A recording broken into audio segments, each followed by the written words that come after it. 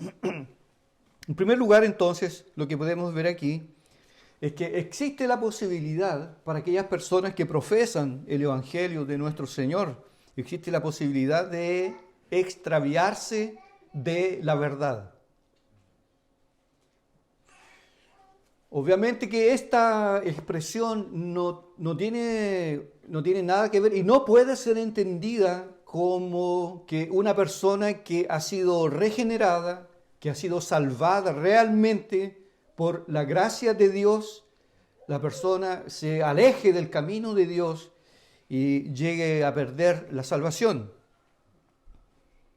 Eso no podría ser por todo lo que implica las doctrinas que afirman que aquellas personas que han sido regeneradas, que han sido justificadas, lo han sido una vez y para siempre, y que esto obedece al decreto eterno de Dios establecido desde antes de la fundación del mundo. Hay una cadena de oro que no se rompe jamás. Por lo mismo, todo cristiano verdadero que tiene convicción de que la gracia de Dios ha operado en su vida, él ha de perseverar en este santo camino hasta el día de su muerte. Por eso que el Señor dice que el Padre me las dio, las ovejas. El Padre me las dio, están en mi mano y nadie las arrebatará o nadie las arrebata. Existe solamente una posibilidad de que las ovejas verdaderas del Señor sean arrebatadas de la mano del Señor. Que Satanás, el diablo, tenga el poder para abrir la mano del Cordero de Dios y ejercer violencia y así arrebatarnos. Pero eso es imposible, es imposible. Así que todos aquellos que tenemos comunión con el Señor Jesucristo, tenemos la certeza y la seguridad que nosotros iremos a perseverar en el camino, en el Evangelio. Pero esto no quiere decir que nosotros no podamos cometer errores en la vida cristiana. Por ejemplo, nosotros tenemos dos casos en las Escrituras. En el Antiguo Testamento tenemos varios casos, por ejemplo, como Sansón y principalmente como David. David cometió un adulterio, luego él mandó a matar a Urías, que era el marido de Betsabé, y cometió un pecado terrible. Y tal vez alguno de nosotros podría decir, si David estuviese entre nosotros, hoy este hombre no es cristiano, este hombre es un infame, un canalla, este no ni siquiera podría estar en la iglesia. Sin embargo, la Biblia dice de que David era un hombre según el corazón de Dios y en un momento de su vida, en un descuido, él se extravió del buen camino. Él se alejó del camino y cometió una estupidez que a veces ni siquiera es vista afuera en el mundo. Sin embargo, el Señor después lo disciplinó y lo trajo al camino, lo restauró. Y ahí tenemos nosotros entonces la producción del Salmo 51. Ten piedad de mí, oh Dios, conforme a la multitud de tus piedades. Y en el Nuevo Testamento nosotros tenemos el caso muy conocido de todos nosotros de Pedro, que siendo él un discípulo y uno de los principales de los discípulos del Señor, Pedro en un momento siendo avisado 2 horas antes, Pedro niega a Jesús y lo negó 3 veces, tal cual el Señor se lo había advertido. Y después más adelante el propio Pedro, porque después en esa misma noche Jesús fue a la cruz y no hubo más contacto entre ellos. Y cuando Jesús, después que él fue a la cruz, dice el Evangelio de Juan que Pedro le dijo a los demás, vayamos a pescar. Dando a entender con esto de que él dijo, voy a tener que volver a mi antiguo oficio, porque seguramente el Señor no me va a querer, porque lo negué. Y el Señor, después de resucitado, se le aparece y lo restaura. Y lo restaura con tres preguntas. Cuando le dice, Pedro, ¿me amas? Pedro, ¿me amas? ¿Ah? Filesmi, filesmi, agapasmi. Me amas más que a estos, me amas con el amor verdadero. Y el Señor lo restauró, lo perdonó, lo restauró. ¿Y quién es la persona que el día que ocurrió esta estrepitosa manifestación del Espíritu de Dios en el día de Pentecostés, quién fue la persona que estaba predicando allí? Pedro. Pedro. Sin embargo, él se extravió. Por eso que Santiago dice, hermanos, si alguno entre vosotros se ha extraviado de la verdad, que eso significa que un cristiano, aunque él sea regenerado, existe un peligro en nosotros que podamos desviarnos de la ruta, que podamos desviarnos del camino. Y ahí dice entonces, si hay alguien en la iglesia que esta tarea no se le atribuye solamente a los ancianos, a los pastores, sino a toda la iglesia, dice, si hay alguno entre vosotros que hace volver al extraviado, ha salvado un alma y cubrirá multitud de pecados. Entonces está esta posibilidad de que nosotros en algún momento podamos tomar una actitud rebelde hacia Dios y podamos alejarnos, tal cual enseña la confesión en el capítulo sobre la divina providencia, cuando dice que los cristianos, a pesar de que regenerados, pero por la incredulidad, Dios los puede dejar y ellos pueden cometer errores graves. Y de aquí Santiago dice, habla en extraviarse. Hermanos, si alguno de entre vosotros se ha extraviado de la verdad. ¿Cuáles son las causas más comunes por las cuales los cristianos a veces se pueden desviar del camino? Y si somos más sinceros y honestos, ¿esto no nos ha pasado en algún momento? ¿O siempre nosotros podemos decir que nosotros siempre hemos andado justo en el centro de la voluntad de Dios? Siempre con todas nuestras decisiones hemos honrado a Dios, le hemos glorificado en todo. Siempre hemos hablado lo que teníamos que hablar y siempre nos callamos cuando teníamos que callarnos. Siempre dimos oído a lo que teníamos que oír y rechazamos oír ciertas cosas que nos harían mal. Las decisiones que nosotros hemos tomado, la forma como nosotros tratamos el dinero, nuestra relación con el dinero. ¿Siempre ha sido esto lo mejor? Si nosotros ampliamos esto un poco más, algunos momentos nosotros nos hemos sido tomados a veces por un impulso de rabia, de enojo, y hemos ofendido a la propia esposa o al propio marido o a los hijos dentro del hogar, profesando la fe cristiana. ¿No ha salido a veces de nuestra boca alguna palabra indebida, una palabra que no debía estar? Nuestra comunión con el Señor nunca, mientras estemos en este mundo, nunca va a ser perfecta.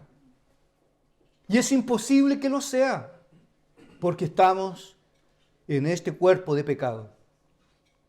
Y es por eso que tenemos que ser vigilantes, tenemos que estar atentos, porque hay varias razones por las cuales nosotros podemos desviarnos. Por ejemplo, una de ellas es el orgullo, un pecado que es la madre de todos, es la que mueve la máquina de la corrupción, de la desobediencia, de la rebelión en el ser humano. Nosotros somos orgullosos, a nosotros nos gusta que nos elogien, nos gusta que nos reconozcan, pero si a nosotros nos critican, nos enfurecemos. No somos dados, no tenemos facilidad para recibir una crítica, una corrección, nos herimos, nos ofendemos, nos defendemos como un gato frente a veces a alguna crítica justa que se nos pueda hacer. Hermano, su hijo no le obedece, lo ha dejado en vergüenza. Agíe los ojos. En vez de decir, gracias hermano, por favor ayúdeme a orar para estar atento y poder corregir a mi hijo. ¿Cómo dice la palabra? Como dice la palabra, el niño ya viene con un grado, todos, de necedad, pero la vara lo endereza. Pero como somos orgullosos, nosotros no aceptamos la crítica. Obviamente que siempre una crítica tiene que ser hecha en amor, tiene que ser hecha con paciencia. Las palabras tienen que ser dichas con sabiduría, con amor y con gracia. ¿A quién le va a gustar que a uno le griten? O que lo coloquen en vergüenza delante de un grupo. No se puede hacer eso. Pero la verdad en amor siempre debe ser recibida. Ahí tenemos el orgullo como una de las causas por las cuales nosotros podemos extraviarnos. Luego tenemos la incredulidad, que batalla contra nosotros permanentemente. Ay, pero ¿cómo? Dice la Biblia aquí que no os unáis en yugo desigual, pero si en la iglesia no hay, pues. En la iglesia no hay. Y afuera hay. Y tengo una persona que me quiere mucho. Y que incluso está estabilizado, pero yo después yo lo voy a evangelizar, yo lo voy a traer al evangelio. Y eso es una manifestación de pura incredulidad. No creemos que Dios es aquel que cumple la promesa que Él ha establecido. Que Dios hace habitar en familia a aquel que vive en la soledad. Pero la incredulidad a nosotros a veces nos ciega, y no solamente en este punto, sino en muchas otras cosas, porque somos también materialistas. La soberbia, de la cual habla también Juan, la negligencia en los medios de la gracia, falta de oración, falta de lectura, falta de estudio con la palabra de Dios, se torna la tierra fértil para que nosotros podamos en algún momento desviarnos y no andar en la verdad. Además, porque esos son los problemas internos. Estoy hablando solamente de problemas internos que nos pueden hacer que nos desviemos del camino. Y ahí nuestro corazón se empieza a endurecer, se empieza a petrificar. Lo que antes nos causaba emoción, nos impactaba, ya no nos impacta más. Ya nos acostumbramos a los cultos, ya nos acostumbramos a predicaciones fuertes, confrontacionales. Ya eso no nos causa problema. Al principio sí, pero ya nuestro cuero se ha puesto más grueso y nos hemos tornado insensibles ante la verdad. Por eso debemos estar atentos. Por eso que dice el escritor de la carta a los hebreos: hermanos, que no haya entre vosotros nadie con alguna raíz de amargura, para que os apartéis del Dios vivo y verdadero. ¿Usted no conoce a alguien que en algún tiempo atrás predicaba y que anduviera en la verdad? Y que incluso en algún momento usted lo tomó y lo exhortó y le llamó la atención, y hoy no está en el camino, o está fuera del camino, o tiene una conducta reprochable, porque existe esta posibilidad con todos nosotros. Entonces, por un lado está el orgullo, la incredulidad, la soberbia, la corrupción interior, que está luchando permanentemente contra nuestra comunión con el Señor, la negligencia en los medios de la gracia, y por fuera, las malas compañías. Por eso dice el apóstol, ¿no?, que las malas compañías corrompen las buenas costumbres. Y el dicho es correcto: dime con quién andas y te diré quién eres.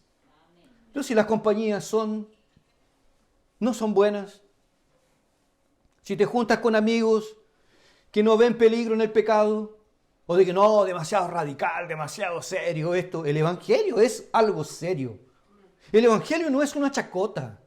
El Evangelio no ofrece a las ovejas del Maestro entretenimiento, diversión. El Evangelio es serio. No fue una chacota, no fue una broma lo que Cristo tuvo que pagar por nosotros en la cruz.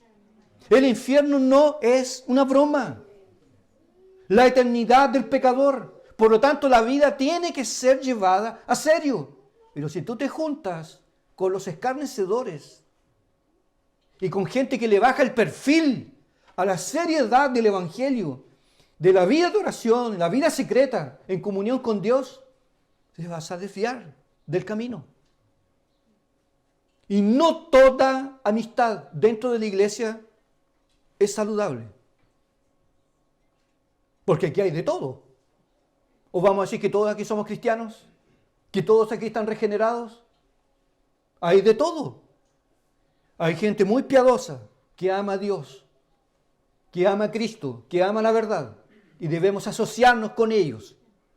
Pero si notamos a alguien que le gusta el doble sentido y que tiene características de personas que cuando termino de conversar con ellas ni siquiera tengo ganas de orar, o solo política, política, política, política y política, o fútbol, fútbol, fútbol, solo es fútbol.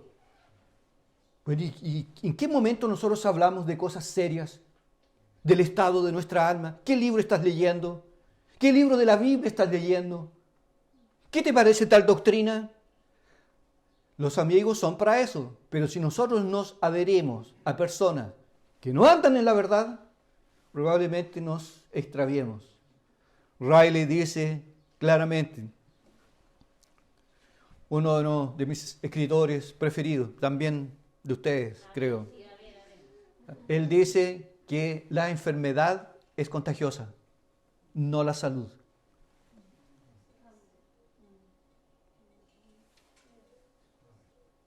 La salud no es contagiosa, la enfermedad lo es. Y si te juntas con alguien que no anda en comunión con el Señor, lo más probable es que te contagies, es que te contamines.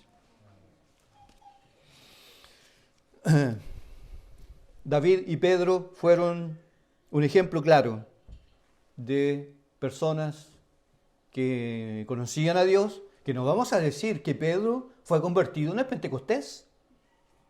Porque el propio Señor Jesucristo le dijo a Pedro, ¿qué dicen los hombres que es el Hijo del Hombre? Y Pedro dijo, tú eres el Cristo, el Hijo del Dios viviente. Y Jesús le dijo, bienaventurado eres tú, Pedro, porque esto no te lo reveló ni carne ni sangre, sino mi Padre que está en los cielos. Él era cristiano antes de tropezar, después solo fue restaurado. Sería una crueldad decir que Pedro fue convertido en el Pentecostés. Él antes, pero no vigiló, no oró, no se mantuvo atento en oración. Veía más películas que los libros de la Biblia y en un momento se desvió. Y usted verá de que cuando él negó al Maestro, lloró amargamente, dice la palabra de Dios. Entonces existe la posibilidad de extraviarse del camino. Que el Señor de nosotros tenga misericordia y nos ayude para que podamos estar atentos. Porque nosotros vemos caras, nosotros no vemos corazones. Yo no sé lo que usted hace cuando está solo. Cuando nadie lo ve, cuando usted tiene todas las puertas cerradas por dentro y nadie podría sorprenderlo así de sopetón. Yo no sé lo que usted hace. Pero lo que nosotros hacemos cuando estamos solos, ese es nuestro cristianismo. Y la corrupción puede penetrar en nosotros si no nos cuidamos y nos mantenemos firmes en los medios de la gracia. En segundo lugar, es muy importante ser miembro de una iglesia local. Porque dice el texto, hermanos, si alguno entre vosotros se ha extraviado de la verdad, y alguno le hace volver. ¿Pero dónde aparece ese alguno? ¿De dónde va a aparecer? Si la persona no se congrega, ¿va a ser un vecino? ¿Va a ser alguien que va a recibir una profecía directamente del cielo? Aquí me mandó, esta es la calle Juan Antonio Ríos, 534. Aquí vive Don Miguel. No, porque anoche el Señor me dijo que viniera. ¿Esto va a pasar?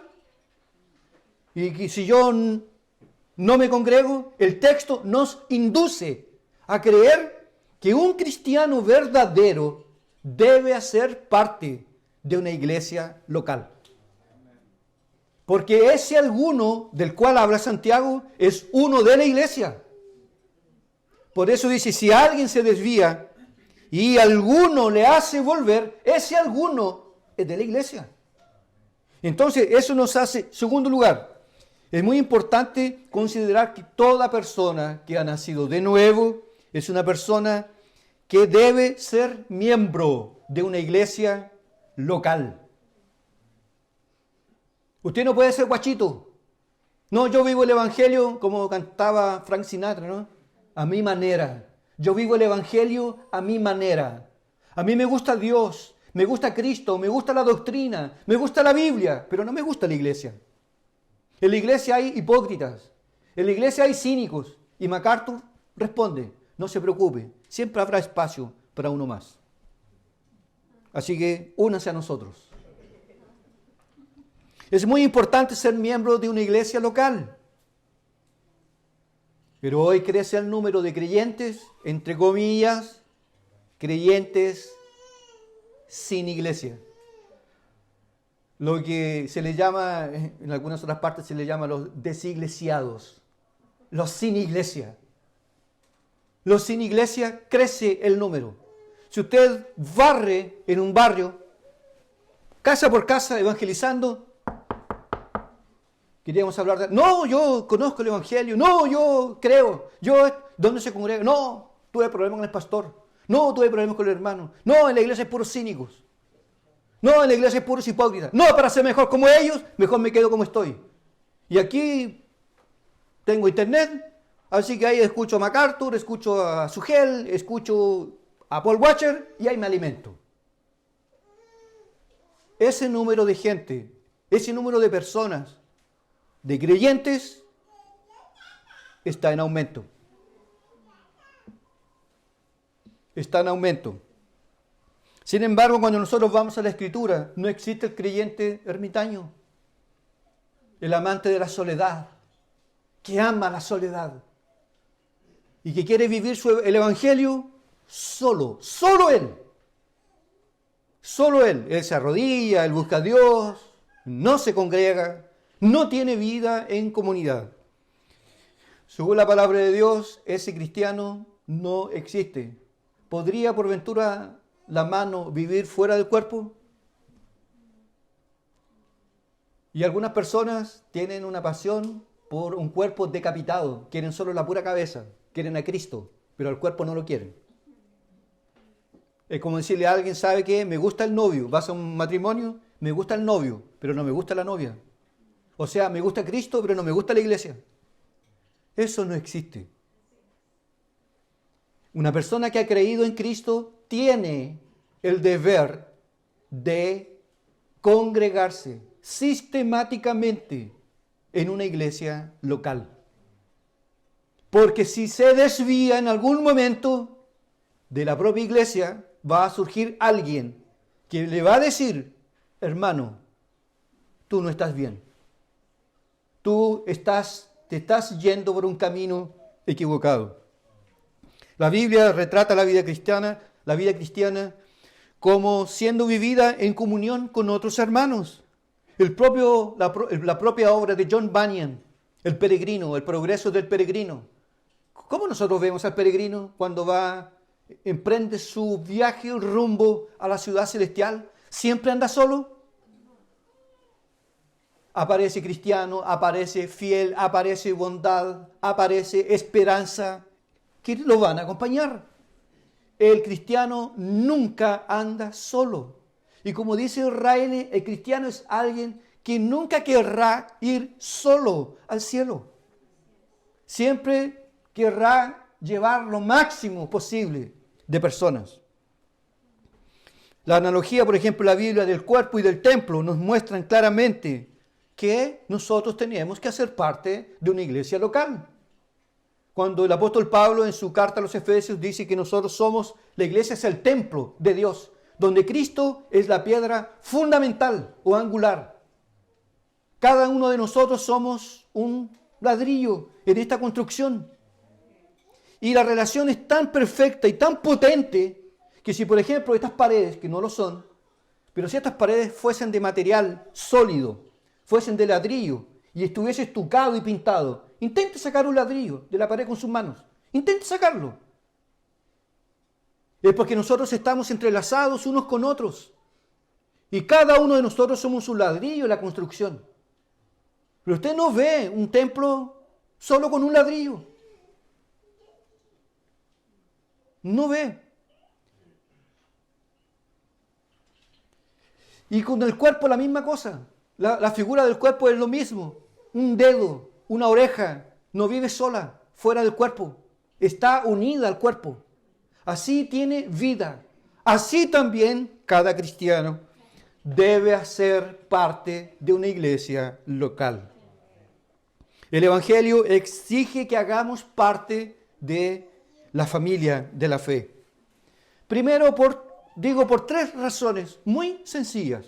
Es necesario congregarse. Por ejemplo, voy a decir aquí, si la iglesia en algún momento se corrompe, si la iglesia en algún momento se desvía, si en algún momento nosotros empezamos a decir, hermanos, ¿saben qué? Nosotros estamos viendo ahora la Biblia, la vamos a interpretar a la luz de la cultura. Vamos a interpretar la Biblia a la luz de la cultura. Y a la luz de la cultura, hermanos, hay que reinterpretar ciertos textos de la palabra de Dios.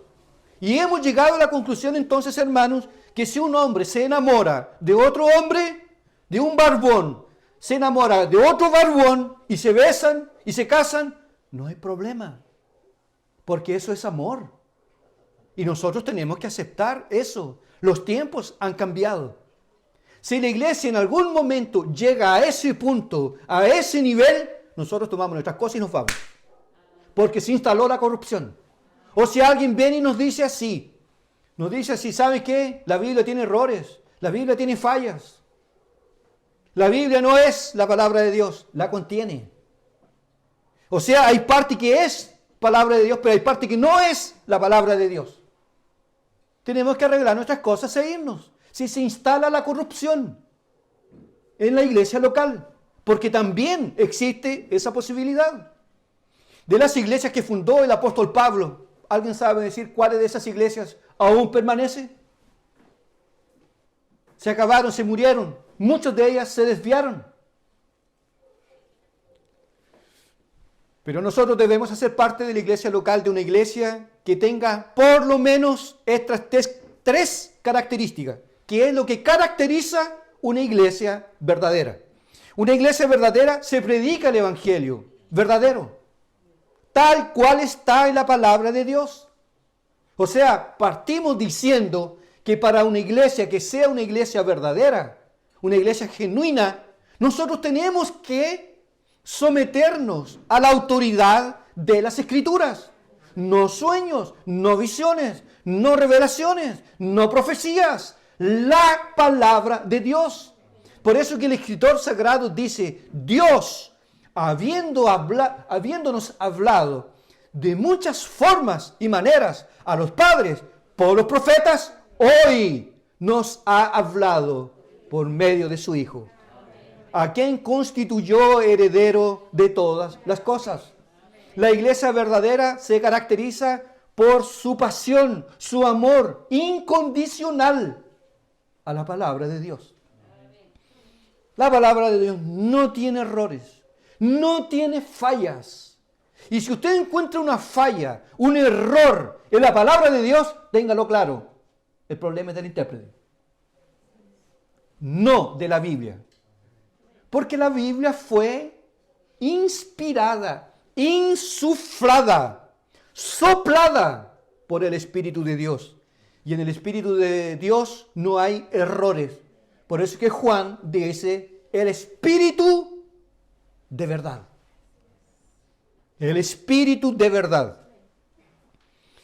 Una iglesia verdadera se caracteriza porque ella predica el Evangelio,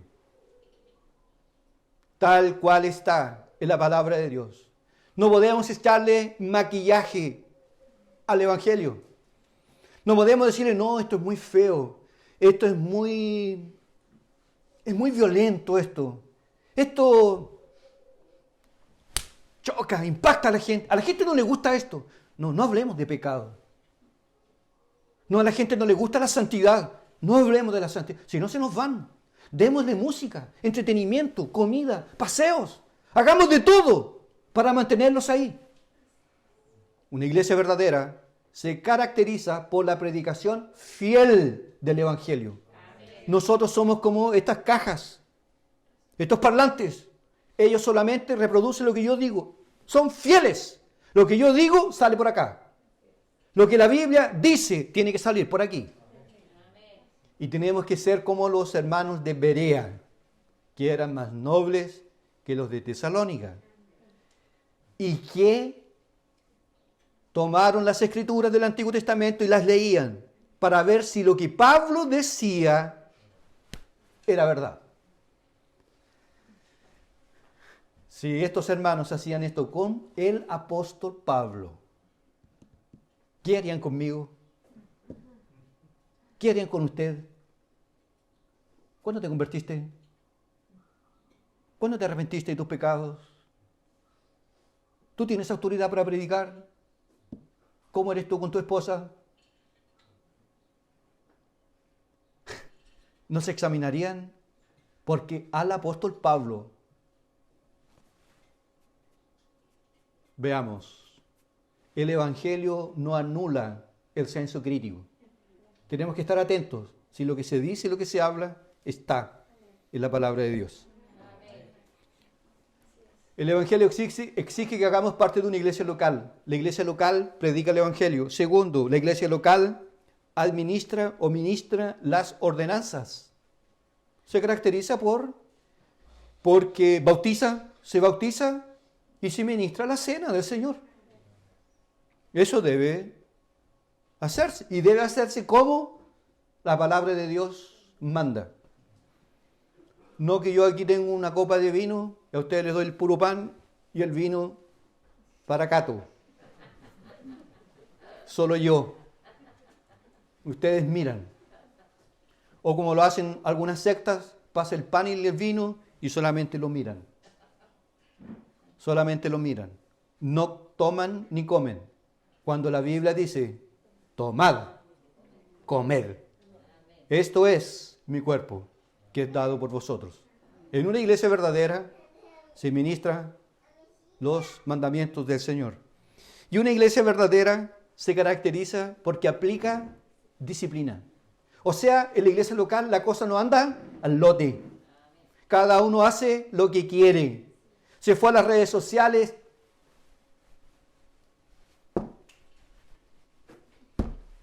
Al presidente de la República, a los diputados. Y a Pedro, Juan y Diego. Y después en el culto está aquí como...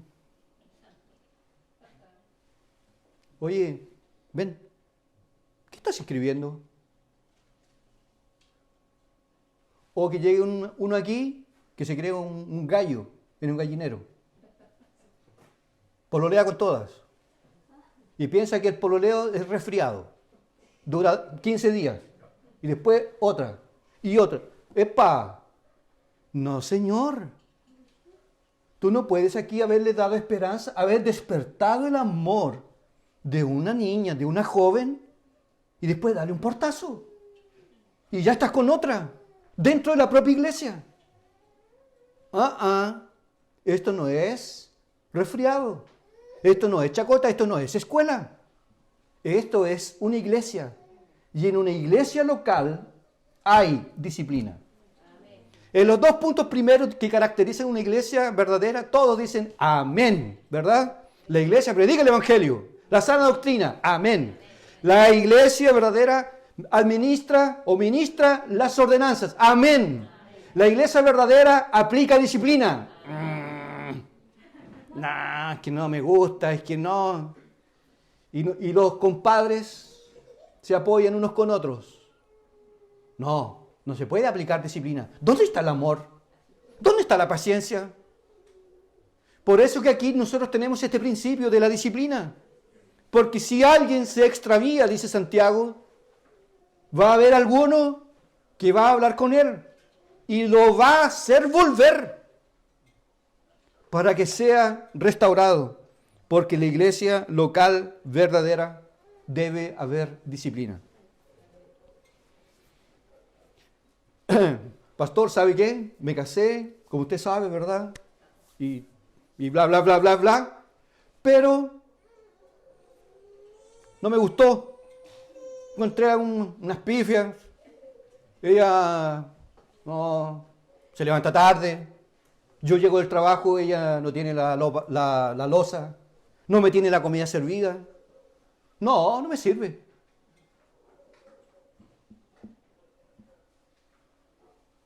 El matrimonio es una vez y para siempre.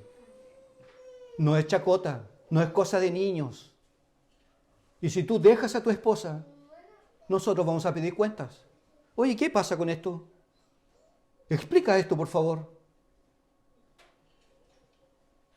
Es por eso que es necesario que un creyente verdadero haga parte de una iglesia. Porque del momento que el creyente dice, sí, yo me torno miembro de la iglesia, usted se somete al yugo que el propio Señor estableció. Por eso que vivir el Evangelio a nuestra manera, no voy a escuchar todas las predicaciones de Paul Washer. Voy a escuchar todas las predicaciones de Sugel. Sugel no te conoce. No te ha visto ni en pelea de perros. No sabe quién eres tú. Pero el pastor Miguel sabe. Y te conoce perfectamente.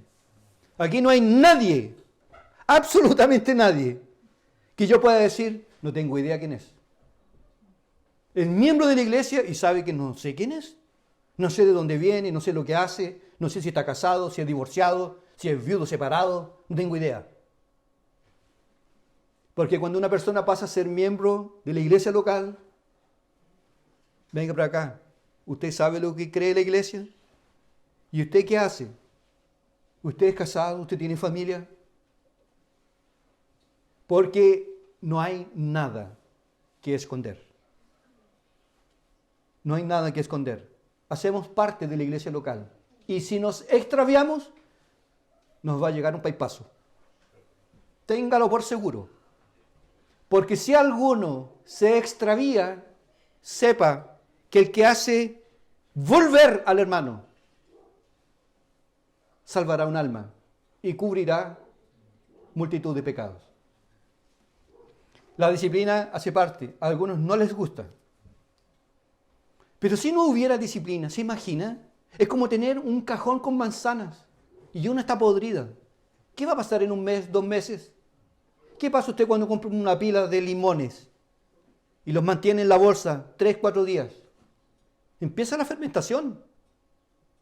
Y cuando ya se va a dar cuenta, ya hay uno que está blanco y ya tiene a otros 2 o 3 infectados. En la iglesia verdadera debe existir disciplina. Por un lado, se debe sancionar como la palabra de Dios lo enseña. Pero por otro lado, hay que restaurar al que se extravió. Esos son los dos lados de la disciplina. Pero es necesario que el que es sometido a la disciplina reconozca que se extravió. No, si para mí yo no veo ningún problema en hablar garabatos. Porque eso es una cultura. Incluso la RAE, pastor, la RAE considera esta palabra como amigo. Entonces no hay problema. No hay ningún problema con eso. Esos cuentos nosotros no los creemos. El cristiano se caracteriza por lo que habla. Y nosotros inmediatamente en el trabajo, afuera, seremos notados como hay un chiste de doble sentido, oye, no se ríe. Es como que me apagó el chiste, con la cara que tiene, no se ríe. Y lo retaron y nos dice garabatos. Ah, este tiene que ser canuto. Porque nos caracterizamos por lo que hablamos o no hablamos. Pero si tú haces parte de una iglesia local y tú te sales de la ruta, tú tienes que ser disciplinado. Y para ser disciplinado correctamente, tienes que reconocer tu error. Y si tú no reconoces tu error, estamos en problemas. Y el Señor Jesucristo dice, llama, habla con Él. Si te ofendió a ti, llama. Si no, llama a los ancianos y hablen con Él. Y si Él dice que no es pecado aquello, tenlo por gentil y publicano. En otras palabras, este no ha nacido de nuevo. No ha nacido de nuevo.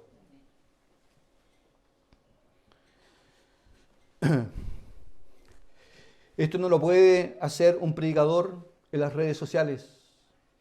No, yo escucho a ciertos predicadores y me someto hacia a ese sermón fuerte de Watcher para sentir una descarga de santificación. Me recompongo. Tú tienes que ser parte de una iglesia local, donde el pastor te conozca, sepa tu nombre, te llame por tu nombre y te digan, ¿sabes qué? Ese noviazgo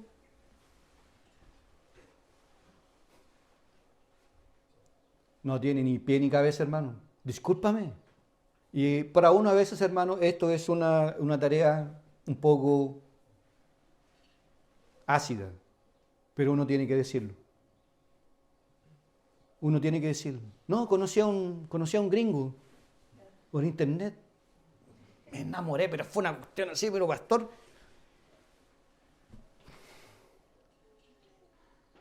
¿Qué quieres que te diga? ¿Que te aplauda? Digo, ¡ay, qué lindo! ¡Qué maravilloso! ¿Y lo conoces? No, si no lo conozco, pero estoy enamorada. Ya. Para ser disciplinado correctamente, tenemos que reconocer nuestro error. Pero por otro lado, también los que restauran, debemos tener compasión y misericordia. No vaya a ser que nosotros a la vuelta de la esquina estemos haciendo lo mismo, o peor. Por eso debemos restaurar en amor, con compasión, con misericordia. Porque quien restaura una persona, dice la Biblia, salvó un alma y cubrirá multitud de pecados. El deber de cada cristiano es hacer volver a un extraviado. Es por eso que nosotros, hermanos, estamos siempre así, ¿verdad? ¿No le pasa a usted o solamente soy yo? Termina el culto y nos vamos y empezamos. Eché de menos.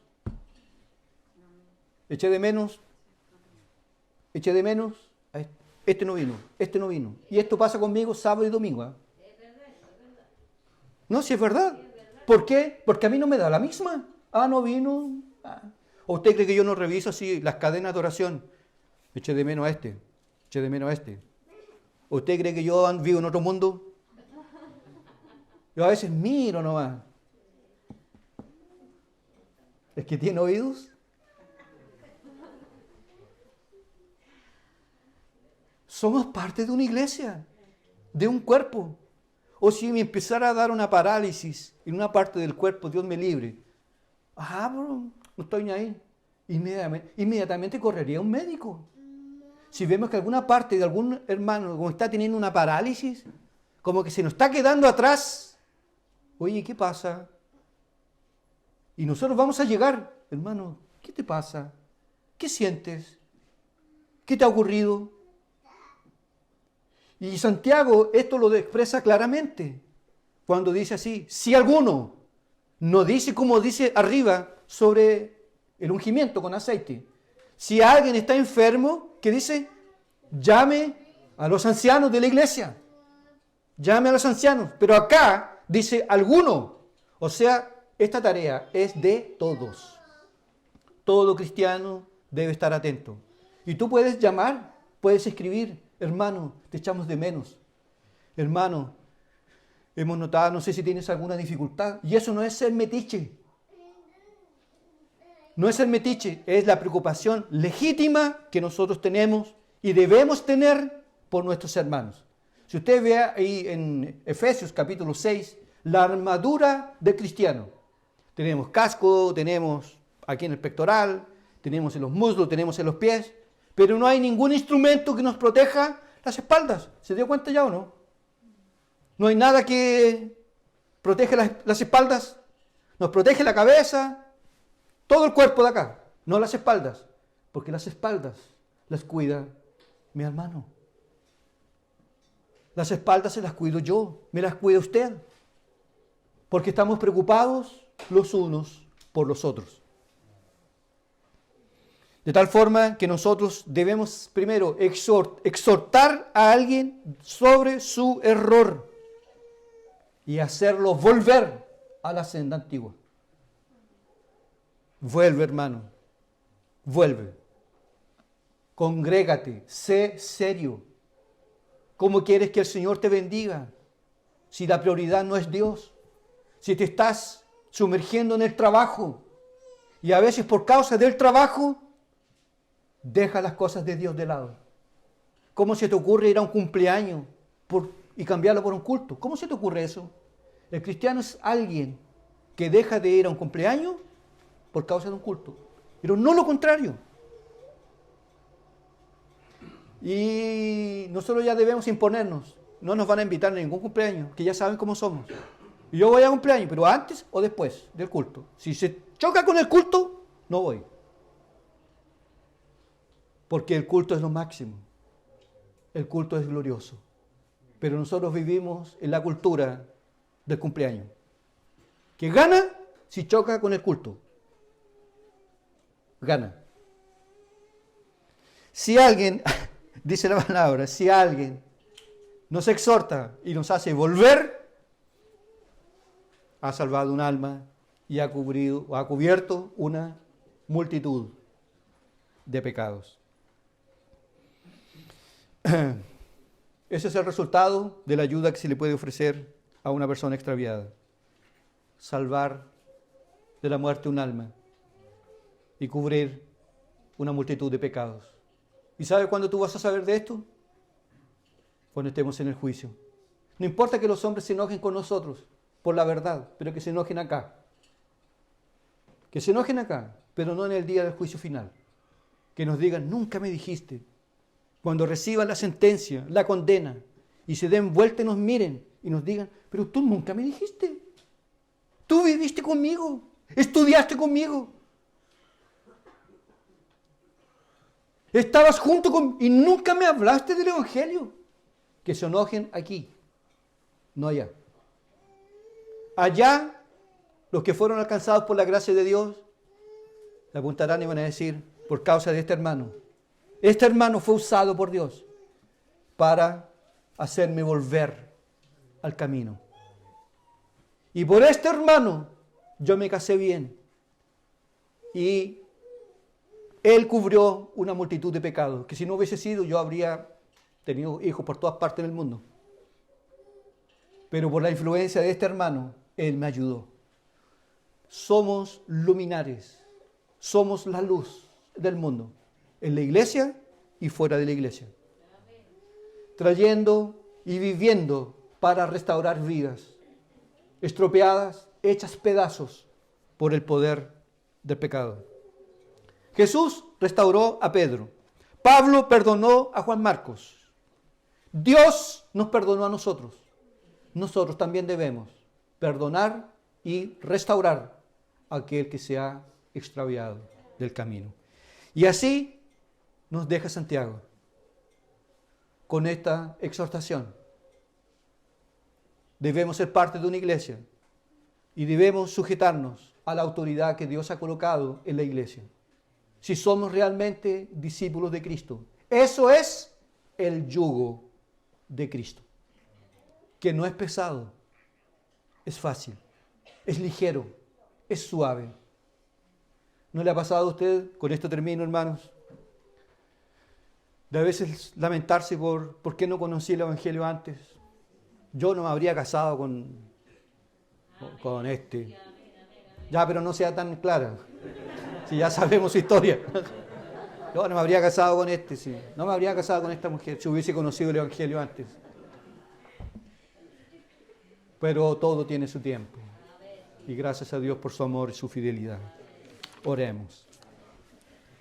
Padre, te damos gracias por la oportunidad que nos concedes de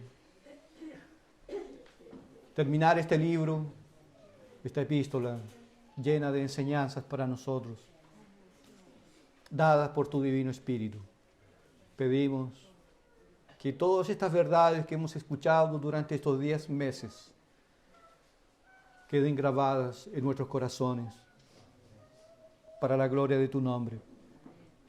Y que cuando leamos la palabra en nuestros hogares, pasemos por Santiago, nos recordemos de las verdades que nos fueron anunciadas para la gloria de tu nombre. Bendícenos, tu gracia sea con nosotros. En el dulce nombre de Jesús, nuestro Señor. Amén. Amén.